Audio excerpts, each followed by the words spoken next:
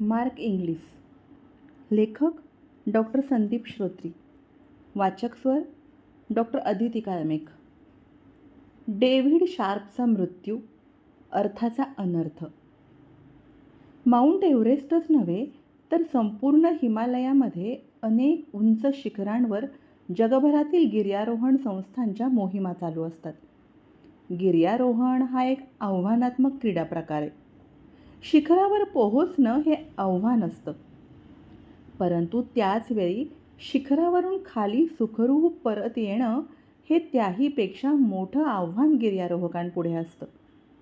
सुरक्षित खाली उतरल्यानंतर मगच गिर्यारोहक त्या खेळाचा विजय आनंद उपभोगू शकतो. क्वचित वेळी शिखराच्या अगदी जवळ पोहोचून सुद्धा शिखर पादाक्रांत न झालेल्या परंतु सुखरूप खाली उतरलेल्या गिर्यारोहकांना शिखर विजयापेक्षा खूप जास्त सन्मान आणि समाधान मिळत असतं. त्याच्या उलट दमून भागून गलितगात्र अवस्थेत शिखरावर पोहोचून आणि वेळ, काळ आणि बदलणारी हवामानाची परिस्थिती यामुळे उतरताना खोल दरीत कोसळलेल्या किंवा घोटलेल्या अवस्थेमध्ये मृत्यूच्या स्वाधीन होण्यासारखं दुर्दैव नाही. मे 2006च्या मोहिमांमधील एशियन ट्रेकिंग या गिर्यारोहण कंपनीतर्फे आयोजित केलेल्या माउंट एव्हरेस्ट मोहिमेमधील डेव्हिड शार्प हा इंग्लंडचा गिर्यारोहक ह्या दुसऱ्या प्रकारात मोडत होता. 2006मध्ये डेव्हिड शार्प सलग 3ऱ्या वर्षी एव्हरेस्ट शिखर चढाईचा प्रयत्न करण्यासाठी आला होता. प्राणवायू न वापरता त्याची चढाई होत होती. एशियन ट्रेकिंग या नावाजलेल्या कंपनीच्या 2006 मोहिमेमार्फत तो काठमांडू, ल्हासा उत्तर बेस कॅम्प मार्गे उत्तर धारेवरून शिखरावर पोहोचण्यात यशस्वी झाला होता. अंतिम शिखर चढाईचा त्याचा 14 मे 2006 हा दिवस होता. परतीच्या प्रवासामध्ये प्राणवायूची कमतरता, सलग 24 तासांची अथक चढाई यामुळे झालेली दमछाक आणि अतिथंड तापमान यामुळे बहुतेक गिर्यारोहक दमतात, तसा डेव्हिडसुद्धा दमला होता. कॅम्पपासून केवळ तासाच्या अंतरावर असताना 14 मेच्या दिवशी संध्याकाळी केव्हा तरी तो कोसळला असणार. त्याच्याबरोबर कोणीही मदतनीस नव्हता. बर्फातील जवळच्याच एका गुहावजा आडोशाचा आधार घेऊन त्यानं कशीबशी रात्र काढली. 14 मेला रात्री हिमेक्सच्या दुसऱ्या चढाई प्रयत्नाच्या समूहामध्ये Mark Inglis, Mark Whetu, Dorji Sherpa हे सर्वजण होते. 15 मेच्या पहाटे मध्यरात्रीनंतर अंदाजे 2-3 वाजता त्यांनी ती गुहा पार केली. त्याच गुहेच्या तोंडाशी आधीच्या वर्षी गारठून मृत झालेला भारतीय गिर्यारोहक तसाच पडून होता. त्याला ग्रीन बूट हे टोपण नाव मिळालं होतं. रात्रीच्या अंधारात सुद्धा ग्रीन बूट हा त्या मार्गाने जाणाऱ्या प्रत्येक गिर्यारोहकाला आडवा येतोच, कारण अत्यंत अरुंद जागा, तीव्र उतार आणि पूर्वीच दोर लावल्यामुळे तोच मार्ग निश्चित झालेला असतो. मार्क ज्यावेळी त्या ठिकाणी आला होता त्यावेळी त्याला ग्रीनबूटच्या शेजारी थोडीफार हालचाल करणारी एक व्यक्ती दिसली होतीच. तो डेव्हिडच होता हे अर्थातच त्यावेळी तिथून वर जाणाऱ्या कोणालाच माहीत असणं अपेक्षित नव्हतं. मार्क, दोर्जी, व्हेटू हे ज्यावेळी तिथं होते तेव्हा परिस्थिती अत्यंत नाजूक झालेली होती. एक तर मध्यरात्रीची थंडी कडाक्याची असते. समुद्र सपाटीपासून 8400 मीटर्स उंचीवर असल्यामुळे हवा अत्यंत विरळ असते. त्याला डेथ झोन असंच नाव आहे. तसंच अद्याप तब्बल 450 मीटर्स उंच चढाई करायची असते. प्राणवायूचा साठा पुरवत 7 ते 8 तास चढाई आणि नंतर 10 तासांची उतरण बाकी असते. त्यामुळे कोणत्याही कारणासाठी तिथं थोडासुद्धा वेळ काढणं हे साक्षात मृत्यूला आमंत्रण दिल्यासारखं असतं. ॲडव्हान्स बेस कॅम्पवरून रसेल ब्राईस हा त्यांचा कप्तान रेडिओ दूरध्वनीवरून सतत पुढे चालत राहा, पुढे चालत राहा असा धोशा लावत होता आणि ते चूकही नव्हतं.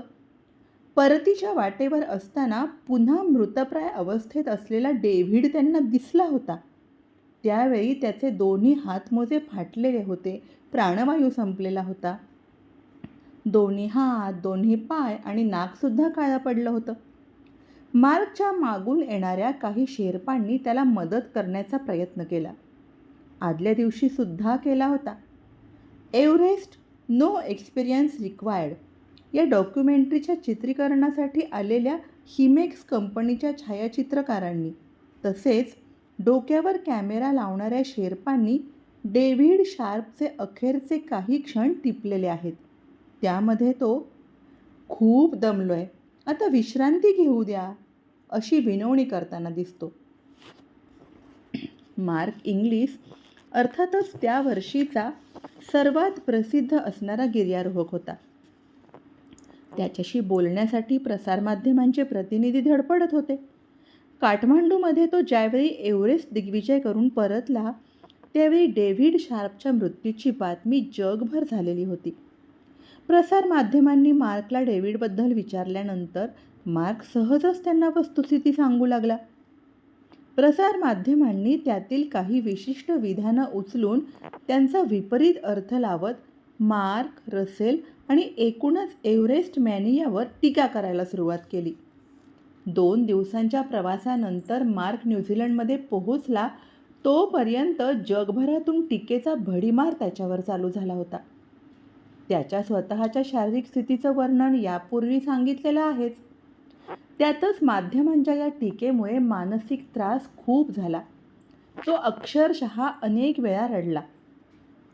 रुग्णालयात असताना सुद्धा त्याला दररोज 20-25 मुलाखती द्याव्या लागायच्या. एव्हरेस्ट शिखर चढाई आणि नैतिकता याविषयी साधी पर्वती म्हणजे पुण्यातील छोटी टेकडीसुद्धा न चढलेले पत्रकार रकानेच्या रकाने भरून उपदेश करू लागले की मार्कला चीड यायची. शेवटी मार्कनं सांगून टाकलं की ज्यावेळी डेव्हिड शार्पला मी मरणासन्न अवस्थेत गुहेत पडलेला पाहिलं त्यावेळी मी स्वतःच भ्रमिष्ठासारखा भान नसलेल्या अवस्थेत होतो. फारसं काही त्याला तेव्हा आठवत नव्हतं. प्राणवायूच्या कमतरतेमुळे मेंदू अशा अवस्थेत जाऊ शकतो.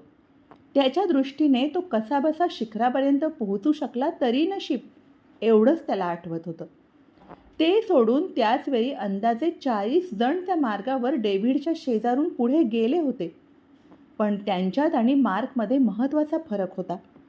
तो म्हणजे ते सर्वजण स्वतःच्या रक्तमांसाच्या पायांवर चालत होते. डेव्हिड शार्प हा तर 3ऱ्यांदा त्या शिखरावर आला होता आणि तोही प्राणवायूशिवाय. त्याच्या एशियन ट्रेकिंग कंपनीचा सुद्धा कोणी मदतनीस त्याच्याजवळ नव्हता.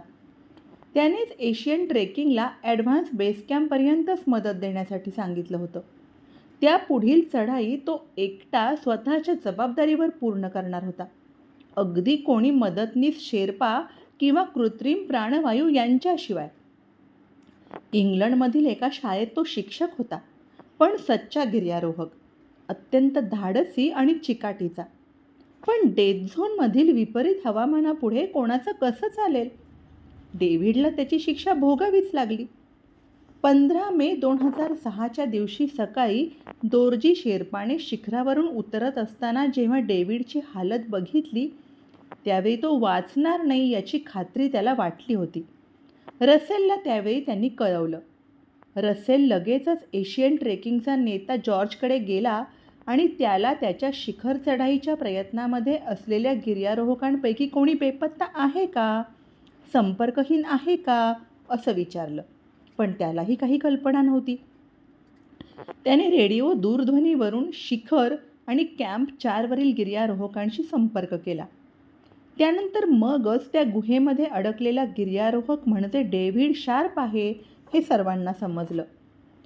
ही सगळी वस्तुस्थिती ज्यावेळी जगापुढे आली, जाणकारांपर्यंत पोहोचली त्यावेळी बराच उशीर झाला होता. मार्कचा दिग्विजय ग्रहण लागल्यासारखा काळवंडलेल्या स्थितीत अडकला होता. सावकाश मळप दूर झालं. दुर्दैवी डेव्हिड एव्हरेस्टच्याच नव्हे तर विस्मृतीच्या काळकुपीमध्ये अदृश्य झाला. त्या वर्षी डेव्हिड पाठोपाठ अनेक जणांचे घास त्या मातृदेवतेने घेतले होते. निसर्गाच्या ते बेभरवशाच्या खेळामध्ये मार्क इंग्लिसची पायांशिवाय पादाक्रांत केलेली एव्हरेस्ट विजयगाथा सुवर्ण झळाळीने उठून दिसण्यासाठी काही काळ जावा लागला. एक दिवस डेव्हिड शार्पच्या घरून त्याच्या पत्नीला मार्कला दूरध्वनी आला. डेव्हिड शार्पच्या पत्नीने सांगितलं की डेव्हिडच्या मृत्यूला संपूर्णपणे डेव्हिडच जबाबदार असून त्याच्या कुटुंबियांची कोणाविरुद्धही तक्रार नाही. सच्च्या सैनिकाला रणांगणावरच मृत्यू हवा असतो. त्याचप्रमाणे डेव्हिड एव्हरेस्टच्या कुशीत शहीद झाला असे आम्ही समजतो. पण तोवर प्रसारमाध्यमांच्या अपरिपक्वतेमुळे मार्कला निष्कारण त्रास भोगावा लागला होता. त्याच्या कुटुंबियांना मनस्ताप झाला होता. तो काही अंशी या फोनमुळे दूर होण्यास मदत झाली. सर एडमंड हिलरी यांनी सुद्धा वस्तुस्थितीची कल्पना आल्यानंतर मार्कबद्दलचं त्यांचं मत बदललं. मार्कला हायसं वाटलं. अजूनसुद्धा इंटरनेटवर डाईंग फॉर एव्हरेस्ट असं सर्च केलं तर यूट्यूबवरील ही फिल्म आपण बघू शकतो. त्या फिल्ममध्ये जगातील सर्वात उंचीवर असणाऱ्या दगडी बर्फाळ गुहेमधील ग्रीनबूट आपल्याला दिसतो. रात्रीच्या वेळी डोक्यावरील बॅटरीच्या उजेडामध्ये त्या पार्थिवापलीकडील डेव्हिड शार्पचं मृतवत शरीर दिसतं. पांढरे फटक पडलेले हात, काळा पडलेला चेहरा दिसतो आणि त्या पाठोपाठ पडद्यावर ख्राइस्ट चर्चच्या बरवूड रुग्णालयाच्या प्लास्टिक शस्त्रक्रियांच्या वॉर्ड क्रमांक 7 मधला मार्क दिसतो. दोन्ही हातांची 5 बोटं आणि दोन्ही पायांचे काळे पडलेले खुंट कापून टाकण्यासाठी तो रुग्णालयात भरती झालेला असतो. शरीराच्या होणाऱ्या तीव्र वेदना शांत चित्ताने सोसत तो डेव्हिडला सलाम करतो. धन्यवाद.